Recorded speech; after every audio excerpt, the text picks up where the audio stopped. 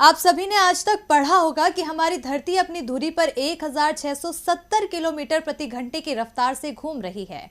लेकिन अब वैज्ञानिकों ने पृथ्वी को लेकर एक बड़ा खुलासा किया है। इसके मुताबिक पिछले 50 सालों की तुलना में पृथ्वी अब अपनी धुरी पर और ज्यादा तेजी से घूमने लगी है, जिसकी वजह से कई तरह के बदलाव हो सकते हैं। तो पृथ्वी की तेजी से घूमने का असर कहां-कहां पड़ सकता है, आइए बताते हैं इस रिपोर्ट में।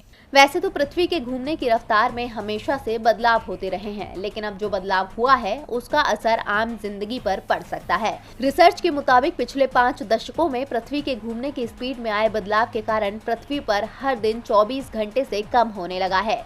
इसी वजह से 1960 के बाद वैज्ञानिकों द्वारा पृथ्वी की गति को लेकर जारी किए जा रहे आंकड़ों के अनुसार 19 जुलाई 2020 सबसे छोटा दिन साबित हुआ। पेरिस स्थित इंटरनेशनल अर्थ रोटेशन सर्विस के वैज्ञानिकों द्वारा जारी किए गए आंकड़ों के अनुसार 19 जुलाई 2020 का दिन 24 घंटे से 1.46 मिलियन सेकंड कम रहा। इससे पहले सबसे छोटा दिन 2005 में था, लेकिन पिछले 12 महीनों में यह रिकॉर्ड कुल 28 बार टूटा है। आपको बता दें कि पृथ्वी की गति के साथ हमारे टाइम के मानक भी तय हैं। अगर पृथ्वी की गति में बड़े बदलाव आते हैं तो टाइम की गणना को भी बदलना होगा। साथ ही हमारी संचार व्यवस्था में भी दिक्कतें आ सकती हैं।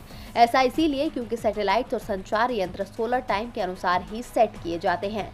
ये समय तारों, चांद और सूरज की स्थिति के अनुसार तय किए जाते हैं। समय से 1 सेकंड को कम किए जाने की प्रक्रिया को नेगेटिव लीप सेकंड कहा जाता है। ऐसा सामने आ रहे बदलाव और पृथ्वी की गति के साथ टाइम के कनेक्शन को बनाए रखने के लिए किया जा सकता है। ऐसे बता दें कि साल 1970 से अब तक 27 लीप सेकंड जोड़े जा चुके हैं। ऐसा पृथ्वी की गति में लगातार आते छोटे बदलाव के कारण करना पड़ा है। आखिरी बार 31 दिसंबर 2016 को लीप सेकंड जोड़ा गया था। अब हालांकि लीप सेकंड हटाने का समय आ गया है, यानी नेगेटिव लीप सेकंड जोड़ना पड़ेगा।